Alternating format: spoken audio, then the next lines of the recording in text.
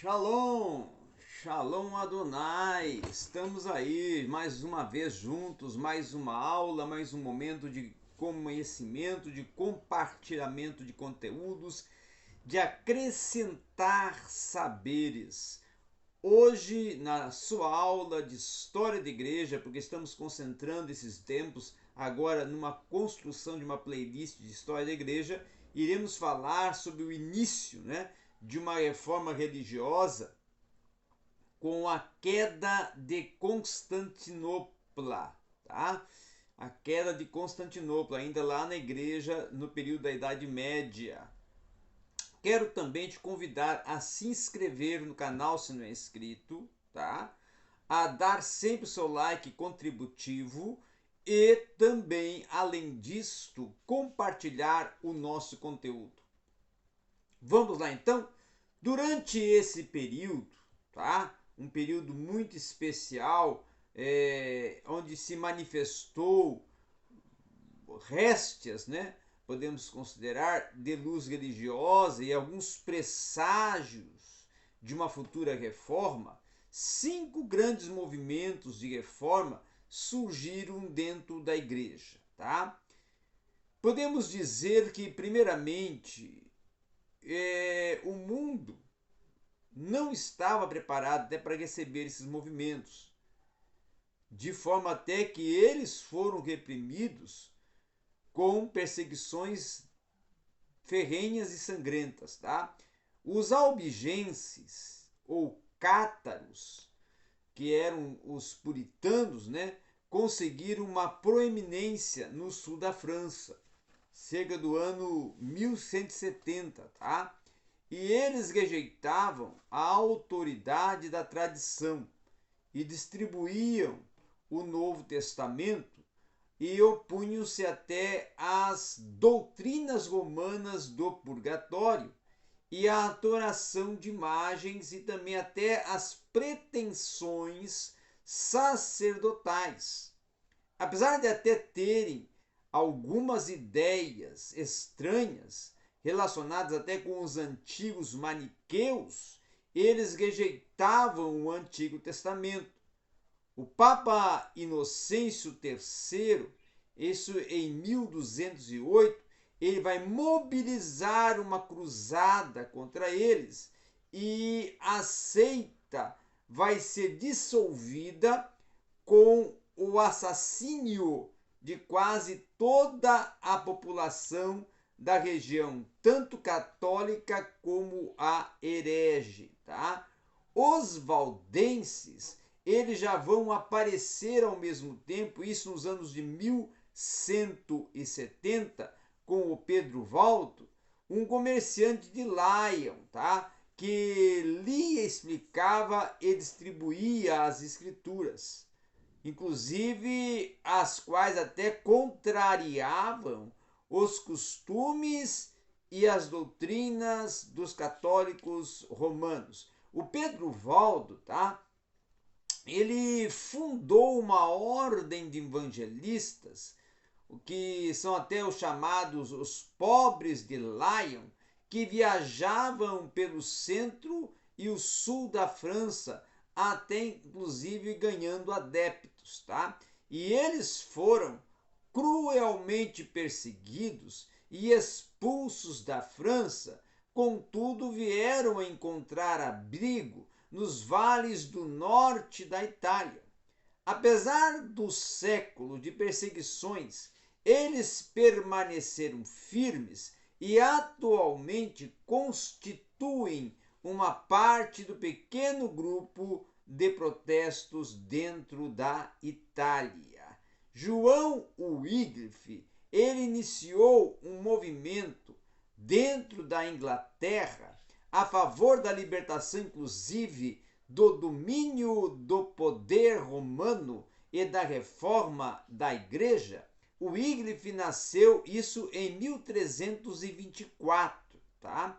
E educou-se na Universidade de Oxford, onde inclusive ele vai alcançar o lugar de doutor em teologia e também vai ser considerado mais tarde o chefe dos conselhos que dirigia aquela instituição. Ele atacava então os frades, os mendigantes e até todo o sistema de monacato da época. Inclusive, ele se recusava também a reconhecer a autoridade do Papa e se opunha a ela dentro do contexto do Reino Unido, da região do Reino Unido. Então ele vai escrever contra a doutrina da transubstanciação, ele vai considerar o pão e o vinho meros símbolos e vai insistir em que os serviços divinos na igreja fossem mais simples, ou seja, de acordo com o modelo do Novo Testamento. Se ele fizesse isso em outro país, certamente até teria sido logo martirizado, tá? Porém, na Inglaterra, ele era protegido pelos nobres os mais influentes, mesmo até depois que alguns de suas doutrinas foram condenadas pela universidade, e ainda assim mesmo lhe foi permitido voltar à sua paróquia em Lutterworth e a continuar como clérigo sem ser molestado. O seu maior trabalho foi a tradução do Novo Testamento. O seu maior trabalho como tradução do Novo Testamento foi a tradução para o inglês, isso em 1380, tá? O Antigo Testamento já foi ajudado por alguns amigos e foi publicado em 1384, ano em que vai morrer. Então, o Wycliffe, ele teve uma grande contribuição para a área literária e também para traduções dentro do contexto dessas reformas e desse momento novo de um surgimento de um protestantismo. Os discípulos de Wycliffe, que foram numerosos, né, ele deixou um grande legado, como no caso o Henrique IV, o Henrique V, eles também foram intensamente perseguidos e por fim, inclusive, até exterminados. Tá? A pregação de Wycliffe e a sua tradução da Bíblia, sem dúvida, prepararam o caminho para a reforma. Mais tarde, aí vai vir o cisne, que é o João Rus, da Boêmia, tá? Nascido isso em 1369, que foi martirizado depois em 1445. Ele foi um dos leitores dos escritos de Wycliffe. Ele pregou as mesmas doutrinas e especialmente proclamou a necessidade de se libertarem da autoridade papal. Inclusive, ele chegou a ser reitor da Universidade de Praga e, durante algum tempo, inclusive, ele exerceu a influência atuante em toda a Boêmia. O Papa excomungou João Rus e determinou que a cidade de Praga ficasse sujeita à censura eclesiástica enquanto ele morasse ali. Tá? Rus então retirou-se para um lugar ignorado, distante, afastado, e porém até de seu esconderijo ele continuava enviando cartas, confirmando as suas ideias, postulando seus pensamentos, e ao fim de 2 anos ele quer consentir em comparecer ao concílio da Igreja Católica Romana de Constança, tá? Que vai se realizar em Baden, na fronteira da Suíça. Havendo isso recebido um salvo-conduto do imperador neste concílio, tá? Do imperador Sigismundo, inclusive, tá? Entretanto, o acordo ele vai ser violado não respeitaram o salvo-conduto sob a alegação de que não se deve ser fiel a herege.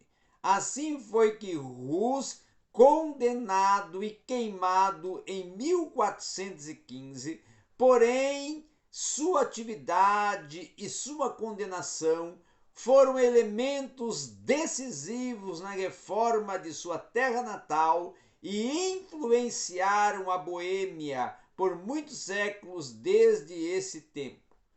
Já o outro que vamos agora expor, Jerônimo Savonarola, que nasceu em 1452, ele foi um monge da ordem de dominicanos em Florença, na Itália, e ele chegou a ser o prior, o máximo, o responsável maior do mosteiro de São Marcos. Ele pregava tal qual um dos profetas antigos, contra os males sociais, eclesiásticos e políticos de seu tempo. Então, Jerônimo Savonarola, como prior do mosteiro de São Marcos, ele era o responsável também para, com as suas prédicas na grande catedral, encher e até transbordar de multidões ansiosas que vinham para lhe ouvir e para obedecer e seguir os seus ensinamentos. Durante muito tempo, ele foi praticamente o ditador da Florença, tá? Onde ele vai efetuar uma evidente reforma e finalmente depois ele vai ser excomungado pelo Papa. Ele vai ser preso, ele vai ser condenado, ele vai ser enforcado e seu corpo vai ser por fim queimado na praça de Florença. O seu martírio vai se dar em 1498 e apenas 19 anos antes que Lutero viesse a pregar as teses na porta da catedral de Wittenberg, é que este grande idealizador, esse grande mártir, esse grande expoente vai vir a ser martirizado. A queda de Constantinopla, que ocorre em 1453, ela vai ser assinalada pelos historiadores como a linha divisória entre os tempos medievais e os tempos modernos. O Império Grego, inclusive, nunca irá se recuperar da conquista de Constantinopla pelos cruzados, isso em 1204, tá? Entretanto, essas fortes defesas naturais e artificiais irão proteger durante muito tempo a cidade de Constantinopla contra os turcos, que vão suceder os árabes como o poder maometano dominante, tá bom? Província após província do grande império foi tomada até ficar somente a cidade de Constantinopla, que finalmente nos anos de 1453 ela vai ser tomada pelos turcos sob as ordens de Maomé II.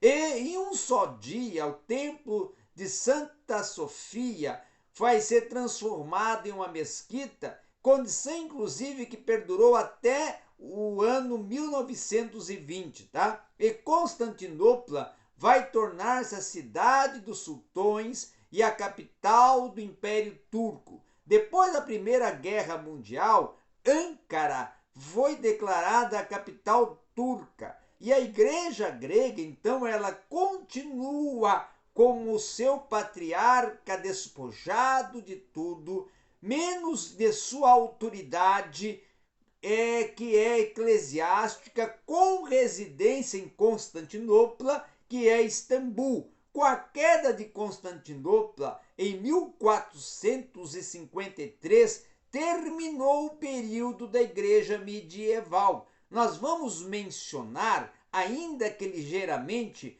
que alguns dos homens eruditos e dirigentes do pensamento no período que estudamos, durante os 1000 anos da Igreja medieval, levantaram-se muitos homens de valor, porém, somente citaremos 4 deles como os dirigentes intelectuais desta época. Primeiro, Anselmo, que nasceu em 1033 em Piemonte, na Itália, e era um erudito, tá? Como tantos outros homens de seu tempo que vagavam por vários países. Anselmo, inclusive, ele se fez monge do mosteiro de Bec, na Normândia, e vai alcançar um cargo de abate em 1078. Ele vai ser, inclusive, nomeado arcebispo de Canterbury e primaz, inclusive o bispo primaz, ou arcebispo primaz, como melhor queremos dizer, da Igreja da Inglaterra por Guilherme Rufus, isso em 1093, tá? Contudo, ele vai lutar contra Guilherme e contra o seu sucessor Henrique I por causa da liberdade, da autoridade da igreja. E por isso, então, é que ele vai ser exilado por algum tempo, vai escrever várias obras teológicas e filosóficas e, inclusive, vai ser chamado, aclamado, o segundo Agostinho, que vai morrer no ano, inclusive, de 1109. Muito bem, essa era as nossas, vamos dizer assim, contribuições hoje aqui no seu canal Teologia Pentecostal em Diálogo Acadêmico, falando sobre história da igreja.